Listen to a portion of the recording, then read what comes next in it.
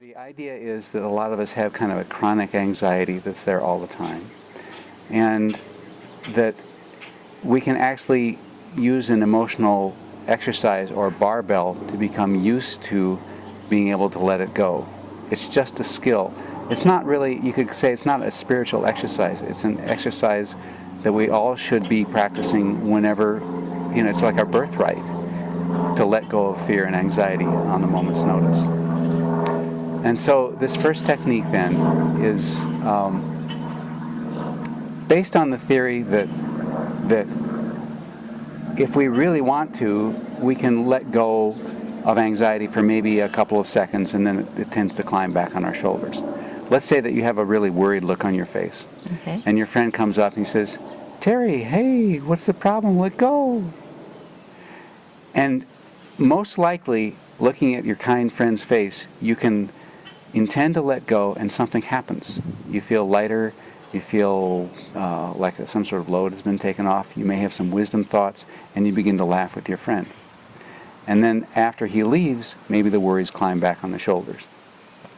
So this thing, even though it's not a permanent state of mind, when we have an intention to change into a state of relaxation, it may not be a permanent thing, but if something happens, we could say that it's a step along the way. It may not be permanent, but it's like a step. And I call these things, these momentary results of the intention to let go, release, relax, or surrender, I call those relaxation events. They're not the same as a genuine state of relaxation, but they can be a step along the way if properly understood and applied. So I'll tell you then how to do it, and then how to apply it to other things. So let's say that you realize that you're uptight or out of sorts or not with it, and things just aren't going well. Okay. So there's like 3 little steps to this technique. First of all, having realized that you didn't feel good. Number 1 is that you just intend to relax, release, let go, or surrender. This is not intense concentration or trying. It's not supposed to be hard. So you have the intention. The second step is that you listen in the body-mind, your body, your mind, your emotions, for any kind of change that may have just taken place.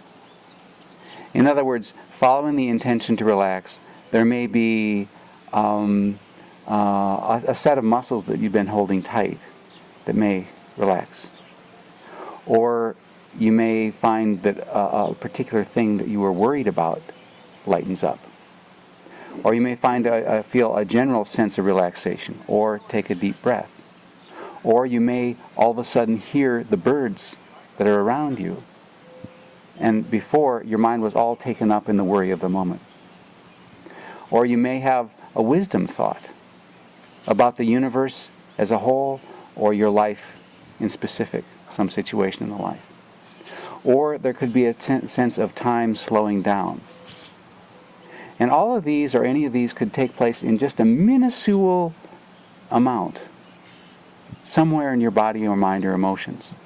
But if there's any positive change following the intention to relax, release, let go, or surrender, that was a success. And so the third step is that having realized, having listened deeply in yourself for any positive change, you measure, mark, or celebrate that event by, you could pat yourself on the back, or what I like to do is use some sort of counting device, whether it's my fingers or an actual clicker like they use in movie theaters, to count success.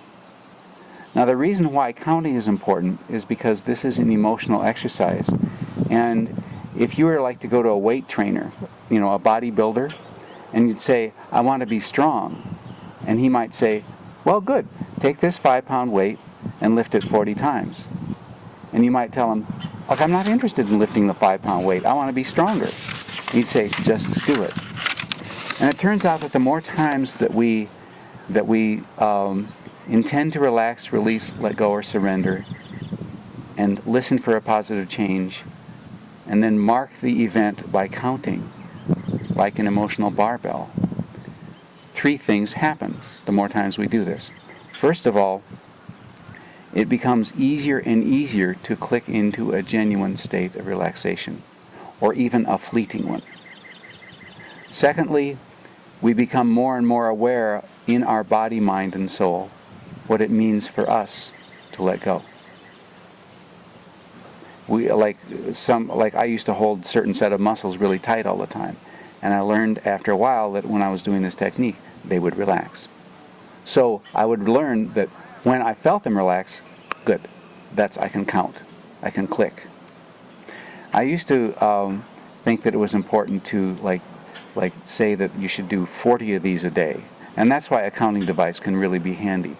Because just like a weight trainer or a coach, they know, and business people know, and scientists know that if you can't measure something, you really basically can't manage it.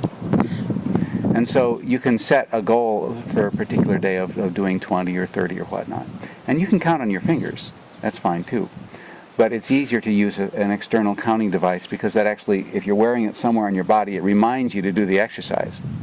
And it also makes it easy, you're not thinking, using your logical mind, you're using basically your whole mind to relax and stuff. So anyway, another slight application of this is, if you don't have a counting device, is to simply, at a period of time, count on your fingers to yourself 10 successful letting goes, right? And usually, after the 10th one, there's a more or less genuine thing going on here. And again, these relaxation events may be extremely fleeting, but the more times you do them, first of all, the easier it gets to click into a state of genuine relaxation. Secondly, the more you do it, the more aware you become of what it means for you to relax. Thirdly, the results of these are accumulative. So the more times you do them in any particular day, the deeper the results will be, not only within that day, but for the rest of your whole life. Because when you learn to successfully manage your own emotions and learning how to let go, that's a major step. And also, I believe that this is a little bit like the butterfly effect with weather. They say if a butterfly flaps its wings somewhere in Rio de Janeiro, it can cause a storm in Texas, Well, in the same way, even one successful letting go of fear or anxiety actually can have an effect many years down the road, subtly somewhere in your life. But that's, who knows on that. So that's one major technique, is learning how to become a master of releasing anxiety from within yourself, by yourself, without depending on anybody else, any of the other circumstances. So this is what I call, it's kind of like a major warm-up exercise. The set of exercises I'm talking about are three important ones. One is learning to kind of warm up, let go. The second is learning to drink in love, is like no judgment. And the third is the power of love being emanated from you.